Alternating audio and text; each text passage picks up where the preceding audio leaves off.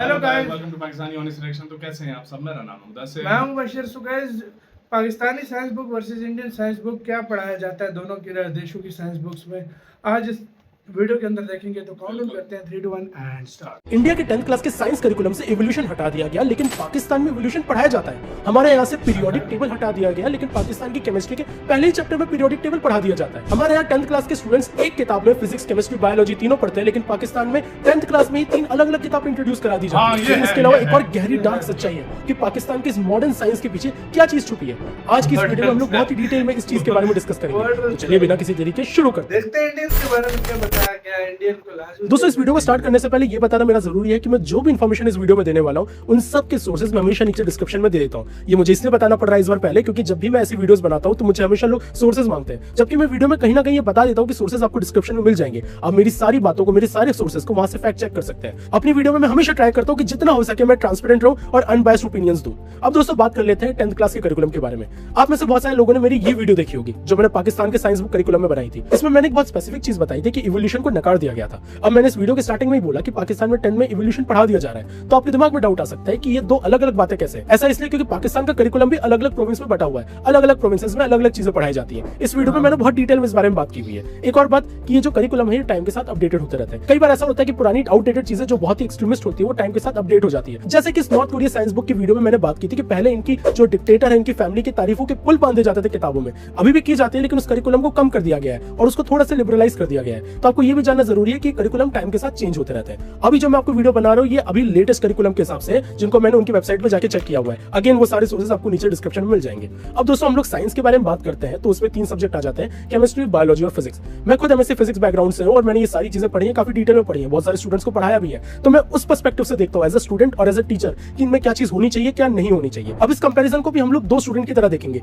एक स्टूडेंट जो दिल्ली में पढ़ता है, इसका नाम राहुल रख देते हैं, और दूसरा स्टूडेंट जो कराची में पढ़ता है, इसका नाम अब्दुल रख देते हैं। ये दोनों सेम एज के हैं, दोनों 10th क्लास में पढ़ते हैं, दोनों फंडामेंटली क्या अलग चीजें पढ़ रहे हैं और इससे इनके फ्यूचर को क्या इंपैक्ट पड़ेगा और इनकी कंट्री को क्या इंपैक्ट पड़ेगा। अब दोस्तों सबसे पहले बायोलॉजी के ऊपर स्टार्ट करते हैं। मैंने बायोलॉजी के ऊपर एक बात हमेशा बोली है पास में और आगे भी बोलता रहूंगा तब तक जब तक ये चीज चेंज नहीं हो जाती कि हमारे यहाँ से एवोल्यूशन क्यों हटा दिया गया। इतना इंपॉर्टेंट टॉपिक हमारे 10th क्लास की किताब से हटा दिया गया। हमेशा इस चीज का ध्यान रखिएगा कि बहुत ही कम स्टूडेंट्स होते हैं जो 11th 12th में बायोलॉजी लेते हैं, ज्यादातर ये चीज नहीं लेते हैं। काफी ऐसा रहता है जो इंजीनियरिंग फील्ड में जाते हैं वो मैथ और साइंस लेते हैं जिसमें बायोलॉजी नहीं आती है। काफी आर्ट्स और कॉमर्स वाले रहते हैं। अब जो 11th 12th में बायोलॉजी लेंगे वो तो एवोल्यूशन पढ़ लेंगे, लेकिन बाकी ये जो मेजॉरिटी ऑफ स्टूडेंट है इनको तो कभी ओरिजिन ऑफ लाइफ, एवोल्यूशन, इन सारी चीजों के बारे में तो पता नहीं लग पाएगा। तो ये कितनी अनफेयर चीज है जो रैशनलाइजेशन के नाम पे कर दी गई। मेरे हिसाब से ये रैशनलाइजेशन तो नहीं है, क्योंकि इस रैशनलाइजेशन में कोई भी रैशनल चीज नहीं है। केवल करिकुलम को कम करने के नाम पे ये सारी चीजें की जा रही है। और पाकिस्तान में आप जाके देखिए तो वहां पर एवोल्यूशन डिटेल में पढ़ाया जाता है, जबकि हम सबको पता है कि पाकिस्तान एक इस्लामिस्ट कंट्री है। वहां पर किस हिसाब से माना जाता है कि एवोल्यूशन गलत होना चाहिए,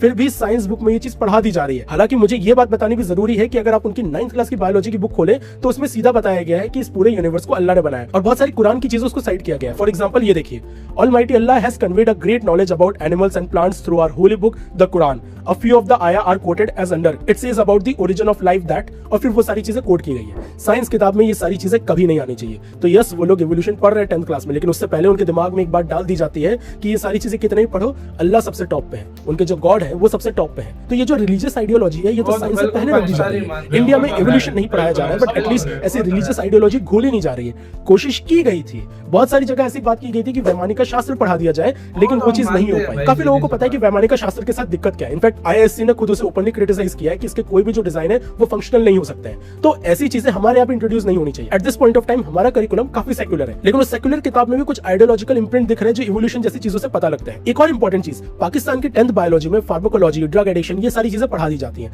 मेरे हिसाब से ये करिकुलम हमारे यहाँ भी पढ़ाया जाए तो बहुत जरूरी है। इंडिया में ड्रग एडिक्शन एक बहुत ही बड़ी प्रॉब्लम आज के टाइम पे हो रखी है। अगर स्टूडेंट्स को इस बारे में अवेयर नहीं कराया जाएगा तो ये काफी बड़ी प्रॉब्लम आगे जाके हो सकती है। आपका इस बारे में क्या कहना है, थोड़ा सोचिए। तो दोस्तों बायोलॉजी के लिए कंक्लूजन तो सीधी सी बात है, राहुल जो है, राहुल चीजों को इतना डेप्थ में नहीं पढ़ रहा है, लेकिन राहुल सेक्युलर भी है कंपैरेटिवली। लेकिन वहीं पर हम लोग अब्दुल के बारे में बात करें तो अब्दुल को बायोलॉजिकली ज्यादा नॉलेज है, अब्दुल को ड्रग एडिक्शन के बारे में पता है और अब्दुल ने इवोल्यूशन तो पढ़ लिया है, लेकिन वो इस चीज से इंडोक्ट्रिनेटेड है कि इस पूरे यूनिवर्स को अल्लाह ने बनाया है और कुरानिक वर्सेस को सुप्रीम मानता है। अब दोस्तों केमिस्ट्री के ऊपर बात करते हैं। यहाँ पर भी मैं वही चीज बोलूंगा जो मैंने पहले कई वीडियोस में बोला है कि हमारे यहाँ से आखिर पीरियोडिक टेबल क्यों हटा दिया गया। ये इतनी इंपॉर्टेंट चीजें हैं, जब तक हम लोग हमारे फंडामेंटल बिल्डिंग ब्लॉक्स को नहीं समझेंगे केमिस्ट्री के, जिनसे एलिमेंट्स रिएक्ट करते हैं, उसके बिना केमिस्ट्री की इन-डेप्थ नॉलेज कहां से आएगी। वो स्टूडेंट्स जो फ्यूचर में केमिस्ट्री नहीं पढ़ेंगे उनको ये सारी चीजें कभी पता नहीं चलेगी। देखिए मेरा ये मानना है दोस्तों कि कुछ साइंस की ऐसी फंडामेंटल चीजें होती हैं जो इस देश के सारे स्टूडेंट्स को पढ़नी चाहिए, क्योंकि वो वन वे और अनदर तुम्हारी सोच को इंपैक्ट डालती है। और ऐसा नहीं है कि रैशनलाइजेशन के बाद ही पीरियोडिक टेबल हटा दिया गया था। अभी रिसेंटली जो एनसीईआरटी रिलीज हुई है उसको भी मैंने खोल के देखा, उसमें फिर से उन्होंने पीरियोडिक टेबल नहीं डाला है। I am very unhappy with this.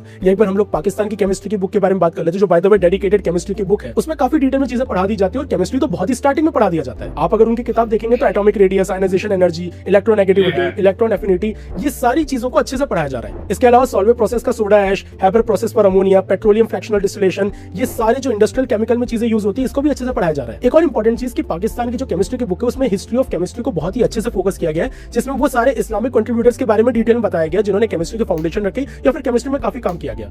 ये सारी चीजें भले एक रिलीजियस आइडियोलॉजी के हिसाब से बताई गई, लेकिन इसमें कोई गलत चीज नहीं है दोस्तों। मैं इस चीज से बिल्कुल सहमत हूं कि अगर आप किसी देश में हैं और आपकी आइडियोलॉजी या फिर आपके एंसेस्टर्स ने उसमें कुछ अच्छा काम किया हुआ है तो आपको बिल्कुल इंट्रोड्यूस कराना चाहिए। हमारे यहाँ पे भी आर्यभट्ट, ब्रह्मगुप्त, इन सब के ऊपर बात की जाती है। मैं हमेशा ये चीज कहता हूं कि अगर हम लोग को हमारे करिकुलम में कोई चीज बतानी है तो ऑथेंटिक चीजें बतानी चाहिए। जैसे आर्यभट्ट, ब्रह्मगुप्त, भास्कराचार्य, इन्होंने कितने कमाल के काम किए हुए, ना कि वैमानिक शास्त्र जिसके ऊपर इतने क्वेश्चन उठते हैं। जब तक ये सारी चीजें ऑथेंटिक होगी और उनको पढ़ा दिया जा रहा होगा, इसमें कोई दिक्कत नहीं है। तो पाकिस्तान में ये इंट्रोड्यूस कराने में कोई इशू नहीं है। तो अगर राहुल और अब्दुल के बारे में बात करें तो राहुल यहाँ पर पीरियोडिक टेबल तो नहीं पढ़ रहा है, लेकिन केमिस्ट्री की बाकी सारी चीजें पढ़ दे रहा है। वहां पर अब्दुल चीजों को थोड़ा और इन डेप्थ में पढ़ पा रहा है और जो इस्लामिक कंट्रीब्यूटर्स उनके बारे में पढ़ रहा है। अब आते हैं दोस्तों मेरे फेवरेट सब्जेक्ट फिजिक्स की तरफ, और ये सबसे शॉकिंग फैक्टर था क्योंकि फिजिक्स की करिकुलम का डिफरेंस सबसे ज्यादा है। अगर हम लोग हमारे यहाँ के 10th क्लास की फिजिक्स के ऊपर बात करें तो बहुत ही लिमिटेड से टॉपिक्स हैं हमारे यहाँ, जैसे कि light reflection and refraction, human eyes, colourful world, electricity, magnetic effects और इलेक्ट्रिक करंट, ये सारी चीजें पढ़ा दी जाती है। सोर्स ऑफ एनर्जी चैप्टर को डिलीट कर दिया गया है हमारे यहाँ से। लेकिन अब पाकिस्तान का करिकुलम देखो, उनके यहाँ simple harmonic motion, waves, sound, geometrical optics, electrostatics, current electricity chapter, electromagnetism, basic electronics, information and communication technology, atomic and nuclear physics, ये सारी चीजें डिटेल में पढ़ाई जा रही है। यानी कि पाकिस्तान के 10th क्लास के स्टूडेंट बोर एटॉमिक मॉडल और ये सारी चीजें तो पढ़ते हैं, इसके अलावा न्यूक्लियर फ्यूजन और फिशन, लॉजिक गेट्स और ये जो कैथोड रे ऑसिलोस्कोप आता है, इसके प्रिंसिपल्स भी अच्छे से समझ रहे हैं। तो दोस्तों ये बोलते हुए मुझे खराब लग रहा है, लेकिन क्योंकि मुझे अनबायस्ड रहना है तो करिकुलम के हिसाब से पाकिस्तान का फिजिक्स करिकुलम हम लोगों से काफी एडवांस है। अगर हम लोग इन जनरल बात करें तो हमारे एक किताब में उतनी सारी चीजें नहीं पढ़ाई जा सकती जहां पर 3 अलग-अलग किताबें पढ़ाई जा सकती हैं। हालांकि एकदम मैं ये नहीं बोलूंगा कि उनके सारे नंबर ऑफ चैप्टर और हमारे नंबर ऑफ चैप्टर को कंपेयर करो, क्योंकि उनकी अब अलग किताबें हैं। तो हमारे एक ही चैप्टर में जो 2-3 टॉपिक आ जाते हैं उसके लिए वो डेडिकेटेड अलग-अलग चैप्टर देते हैं। लेकिन फिर भी देखा जाए तो करिकुलम हम लोगों से बहुत ही ज्यादा डिटेल्ड और इन-डेप्थ पढ़ाया जा रहा है। अब दोस्तों आपके दिमाग में हो सकता है थोड़ा सा गुस्सा आ रहा हो कि ऐसा थोड़ी है ना कि इंडिया का करिकुलम ईजी है। नहीं, इंडिया का करिकुलम बिल्कुल ईजी नहीं है। इंडिया में भी इन-डेप्थ चीजें पढ़ाई जाती है, लेकिन वो भयंकर डिफरेंस 11th क्लास से ज्यादा शुरू हो जाता है। आप में से जिन लोगों ने 10th क्लास पास की हुई है, स्पेशली साइंस स्ट्रीम में पास की हुई है, आप सबको पता है कि 10th से 11th का डिफरेंस इतना ज्यादा होता है कि काफी सारे स्टूडेंट तो शॉक में आ जाते हैं कि ये अचानक से क्या हो गया। और उसके ऊपर भी कोई जेईई और नीट जैसी तैयारी कर ले तो उसके ऊपर तो बेड़ा गर्क हो गया। तो इंडियन करिकुलम काफी टफ है, काफी एडवांस है, काफी डिटेल में चीजें आई जाती है। अपनी गांव वर्सेस आईआईटी वाली वीडियो में मैंने बताया था कि हमारा जो करिकुलम है वो गांव के कंपेयर में ज्यादा डेप्थ में जाता है। इट्स जस्ट ये सारी चीजें 11th 12th से शुरू होती है और ये स्कूल का पार्ट ना होकर हमारे कोचिंग इंडस्ट्री का पार्ट हो जाता है। तो इसके ऊपर हमारे नेशनल करिकुलम का भले ही हाथ है इन टर्म्स ऑफ डेप्थ, लेकिन कोचिंग वाले इस चीज को ज्यादा केटर कर पा रहे हैं। इसके अलावा दोस्तों एक और चीज जिससे मैं बहुत ज्यादा अनहैप्पी हूं हमारी किताबों को लेकर कि क्लाइमेट चेंज के ऊपर हमारी किताबों के ऊपर फोकस क्यों नहीं किया जा रहा है। आपको पता है कि हमारे देश में कितने सारे प्लेसेस हैं जो वर्ल्ड के हॉटेस्ट सिटीज में आ जाते हैं। हमारे यहाँ पोल्यूशन हर साल इतना गंदा हो जाता है जिसके बारे में मुझे बताने की जरूरत नहीं है। हमारे यहाँ पेड़ काटे जा रहे हैं, बहुत सारी माइनिंग हो रही है, यानी कि क्लाइमेट के क्राइसिस में आज इंडिया आ रखा है और बहुत ही ज्यादा डेंजरस लेवल पे। और इस टाइम पे अगर हमारे देश के लोग एनवायरमेंट के ऊपर बात नहीं करेंगे तो फिर कहाँ के लोग करेंगे। यूरोपियन सिटीजन जो ऑलरेडी बहुत ही अच्छे क्लाइमेट में रहते हैं, जो बहुत ही अच्छे सस्टेनेबल एनवायरमेंट में रहते हैं, जहाँ का EQI इतना अच्छा होता है, वहां पर वो लोग इतना स्ट्रिक्ट होते हैं। लेकिन जहाँ पर इतनी बुरी हालत हो रखी है, यहाँ किसी को कुछ पड़ी भी नहीं है। इनफैक्ट एनवायरमेंट वाली चीजों को कोई सीरियसली लेता भी नहीं है। अगर आप थोड़ा लोगों को ज्ञान दे दो एनवायरमेंट के बारे में तो लोग चिढ़ने लग जाते हैं। अरे लोगों को समझ में नहीं आ रहा है कि ये हमारी लाइफ को अफेक्ट करता है, हमारी फ्यूचर लाइफ को अफेक्ट करता है। हम अपनी फैमिली और अपने फ्रेंड्स को डेंजर में डालते हैं अगर हम लोग इन सारी चीजों के ऊपर बात नहीं करते। तो क्लाइमेट चेंज के ऊपर डिटेल में ना होना इज नॉन कॉम्प्रोमाइजेबल। ये चीज तो होनी चाहिए और ये मेरी डिमांड है एंड आई होप ये आप सबकी भी डिमांड हो। अब दोस्तों यहाँ मैंने 3 साइंस बुक के ऊपर तो बात कर दी, लेकिन एक चीज के ऊपर बात करनी जरूरी है कि पाकिस्तान में भले ये सारे करिकुलम इन डेप्थ में पढ़ाए जा रहे हो, लेकिन वहां पर एक्सट्रीमिस्ट आइडियोलॉजी भी कहीं ना कहीं से घुटी जा रही है। अब ये जो मैं आपको किताब का रेफरेंस बताने वाला हूं, ये साइंस में नहीं आता है, लेकिन मैं चाहता हूँ कि मैं इस बारे में बात करूँ। वहाँ की उर्दू की किताब में बहुत ही क्लियरली स्टेट किया जाता है कि मुस्लिम और नॉन मुस्लिम कभी साथ में रह ही नहीं सकते हैं, और ये चीज आज 2026 में भी हो रही है। उनके पेज 23 पे एक लाइन है, United state commission on international religious freedom ने कोट किया है, जिसका मतलब होता है कि मुस्लिम और नॉन मुस्लिम अलग है, इसलिए हिंदू के साथ कॉपरेशन करना इम्पॉसिबल है। अब किताबों में ये सारी चीजें पढ़ा दी जा रही तो लोगों के दिमाग में तो घुस ही जाएगा। सोचिए 14-15 साल के बच्चे पढ़ रहे हैं, और यहाँ पर तो अभी बात खत्म भी नहीं हुई है। सेंटर फॉर सोशल जस्टिस के 2025 की स्टडी में पाया गया कि 145 Pakistan text book from class 1 to 10 में देखा गया